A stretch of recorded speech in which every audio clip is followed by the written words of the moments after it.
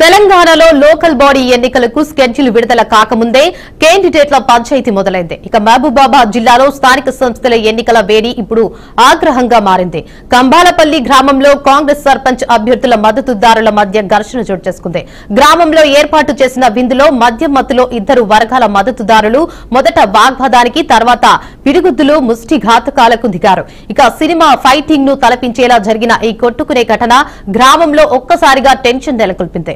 గ్రామస్తులు భయంతో పరుగులు పెట్టే పరిస్థితి ఏర్పడ్డాయి. ఇక సర్పంచ్ ఎన్నికల ప్రచారం ఇంకా ముమ్మరంగా మొదలు కాకముందే ఇలా వర్గపోరు బాహాటం కావడంతో ఇక ముందేమవుతుందోనని గ్రామస్తులు ఆందోళన వ్యక్తం చేస్తున్నారు. తెలంగాణలో లోకల్ బాడీ ఎన్నికలకు స్కెడ్యూల్ విడుదల కాకముందే కేండిడేట్ల పంచాయతీ మొదలైంది. ఇక మహబూబాబాద్ జిల్లాలో స్థానిక సంస్థల ఎన్నికల వేడి ఇప్పుడు ఆగ్రహంగా మారింది. కంబాలపల్లి గ్రామంలో కాంగ్రెస్ సర్పంచ్ అభ్యర్థుల మద్దతుదారుల మధ్య ఘర్షణ చోటు చేసుకుంది.